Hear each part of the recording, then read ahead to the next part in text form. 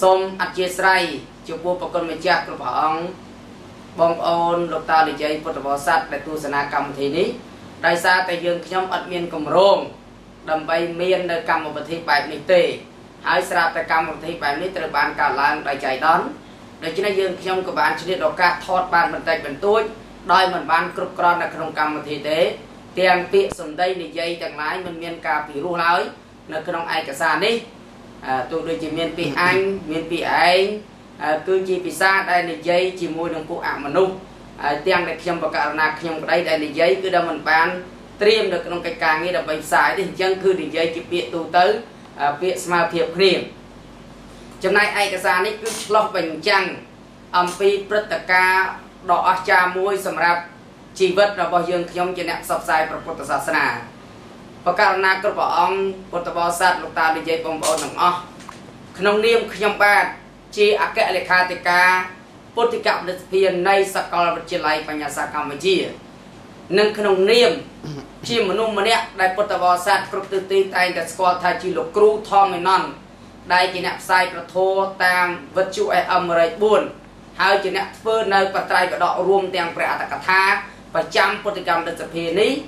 ខ្ញុំបកករណាខ្ញុំសូមអះអាងថារឿងទាំងអស់នេះគឺជាព្រឹត្តិការណ៍ដែលមានពិតប្រាកដដែលមិនបានបង្កើតឬកែច្នៃដើម្បីជាការបោកប្រាស់ដល់បងប្អូនពុទ្ធបរិស័ទឬលោកតាលោកយាយនោះទេដោយសារតែលោកគ្រូច័ន្ទហួរដែលមានជំងឺឈឺតាំងពីដើមរហូតដល់ទៅងងឹតព្រែកទាំងគូទៅទៀតមិនត្រឹមប៉ុណ្ណោះលោកគ្រូច័ន្ទហួរគឺជាបុគ្គលដែលមានសុខភាពខ្សោយណាស់ដែលមានជំងឺទឹកនោមផ្អែមរហូតដល់សប្តាហ៍ថ្ងៃនេះកំពុងតែចាក់ថ្នាំអាំងសាលីនផងហើយសូម្បីតែក្រឹកក៏ក្រឹកមិនរួចដើរក៏ដើរមិនរួចដែរមានសភាពខ្សោយមែនតើខ្ញុំបកករណាខ្ញុំទាំងអស់គ្នាគិតទៅរកពិធីដើម្បីធ្វើពិធីបុណ្យសូត្រមន្តសូត្រធម៌ជូនគាត់ទើបនៅថ្ងៃទី25ខែសីហា2014នេះខ្ញុំបកករណាខ្ញុំបានទៅផ្ទះរបស់លោកគ្រូច័ន្ទហួរហើយក៏បានជជែកគ្នាអំពីរឿងអមនុស្សដែលបៀតបៀនគាត់ព្រោះយើងអាចដឹងតាមរយៈការសិក្សាបត្រៃបដកនិងព្រះអត្តកថាជំងឺនេះគឺជាជំងឺដែលអមនុស្សបៀតបៀន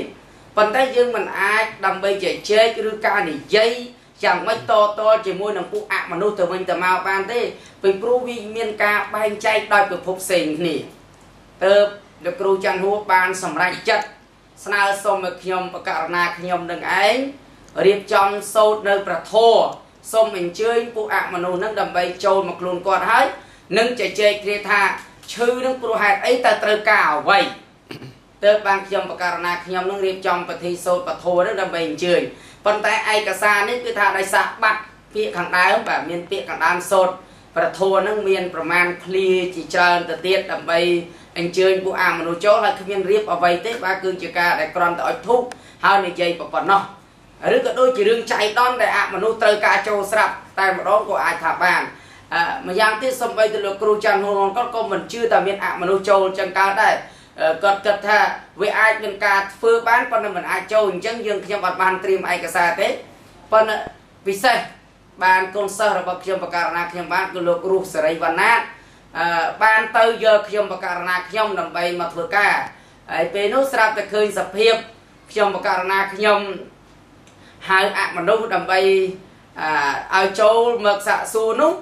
ស្រាប់តែរស់សេរីវណ្ណាតែតិចអមនុស្សចូលមែនដឹងគាត់ក៏ចាប់ផ្ដើមទាញនៅកាមេរ៉ា iPhone ហ្នឹងថតដោយសក្ការមកភាពថតហ្នឹងក៏បានជាប់បាទជាប់អញ្ចឹងហើយឯកសារមួយចំនួនដែលយើងអត់បានថតដោយសារតែ memory iPhone ហ្នឹងវា full ទៅបាទវាពេញទៅហើយទើបក្រោយមកទៀតទើបយើងខ្ញុំបញ្ជាឲ្យកូនសិស្សនឹងបានយកកាមេរ៉ាទៅថតតែចិត្តចប់ទៅហើយអញ្ចឹងអមនុស្សចូលតាំងពីម៉ោង10រហូតដល់ទៅម៉ោង7:03បាទដែលសភាពហ្នឹងគឺចូលរហូតដល់ទៅ10អមនុស្សដូច្នេះខ្ញុំបកករណាខ្ញុំសូមអះអាងធានាថារឿងវីដេអូនេះមិនមែនជាការកែច្នៃឬប្រឌិតទេក្នុងនាមពុទ្ធិកម្មនិស្សិតនៃសាកលវិទ្យាល័យបញ្ញាសាកម្ពុជាដែលមានខ្ញុំបកករណាខ្ញុំលោកគ្រូហៀតណហមនិងលោកគ្រូច័ន្ទហួរគឺជាអ្នកផ្សព្វផ្សាយព្រះធម៌ហើយរឿងនេះជាដើម្បីផ្ោះតាងឃើញថាជារឿងដែលមានអមនុស្សពិតបាទមានព្រំមានទេវតាមានឋានសួគ៌មាននរកមានប្រេតមនុស្សស្លាប់ហើយពិតជាមានកំណត់កើតមកវិញដោយអំណាចនៃផលវិបាករបស់កម្មនិងកម្មមានពិតប្រាកដរឿងមួយនេះគឺធ្វើឲ្យយើង បានទទួលភាពជាក់ស្ដែងមួយតាមរយៈព្រះធម៌របស់ព្រះពុទ្ធជាអម្ចាស់ដោយសារថាសំបីតែក្នុងការដែលអមនុស្សចូលអមនុស្សក៏បាននិយាយជាប់ទាក់ទងនឹងព្រះពុទ្ធក៏និយាយជាប់ទាក់ទងព្រះធម៌និងព្រះសង្ឃហើយសូមឲ្យមនុស្សកុំប្រមាថជាបុគ្គលសមាទិដ្ឋិអស្ចារ្យត្រង់តែចេះនិយាយព្រះធម៌បង្រៀនយើងហើយបានបញ្ជាក់ពីសាក្សីថាខ្លួនខ្ញុំដែលបានចូលមកនេះដើម្បីជាសភាពនៃសាក្សីសម្រាប់អ្នកទាំងអស់គ្នាអានេះគឺជារឿងមួយដ៏អស្ចារ្យណាស់ដូច្នេះទូព្រះបង្គំខ្ញុំបកករណាខ្ញុំសូមទុកឯកសារនេះសម្រាប់ដល់ការសិក្សាស្រាវជ្រាវហើយចាត់ទុកជាភស្តុតាងមួយដែលថាលោកនេះមានបរលោកដតីក៏មានកំណើតរបស់សត្វទាំងឡាយកើតពិតជាមានសត្វកំណើតក្នុងប្រេតអសុរកាយមានកំណើតពួកទេវតាមានភូមិទេវតាហើយមានកំណើតអមនុស្សមួយប្រភេទត្រូវការសែនបានបរិភោគទោះបីជាយើងឃើញថាអ្វីដែលសែនទៅមិនបានដល់អមនុស្សយ៉ាងម៉េចវានៅឃើញចេកទាំងអស់ប៉ុន្តែអមនុស្សនោះបានរសជាតិឆ្អែតអានឹងតាមពិសោធន៍ក្នុងរឿងហើយមានអមនុស្សខ្លះមិនអាចសែនចឹងបានទេត្រូវតែទទួលចំណែកការឧទ្ទិសដែលយើងធ្វើតាមរយៈព្រះសង្ឃទើបរបស់នឹងបានដល់អមនុស្សដែលមានកំណើតជាបរតតោបជីវកៈប្រេតជាដើមហើយមានកំណើតអមនុស្សខ្លះជាយៈឬកំណើតអមនុស្សខ្លះដើររឿយបរិភោគចឹងមានច្រើនប្រភេទណាស់ដែលធ្វើឲ្យយើងខ្ញុំទាំងឡាយកាន់តែមានសទ្ធា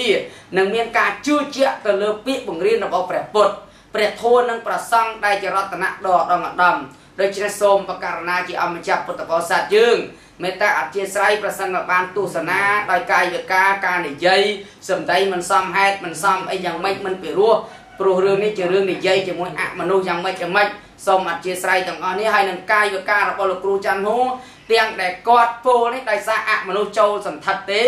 មិនគាត់ចេះទៅធ្វើស្រែកអីចឹងទេអញ្ចឹងសូមអរព្រះគុណនិងសូមអរគុណ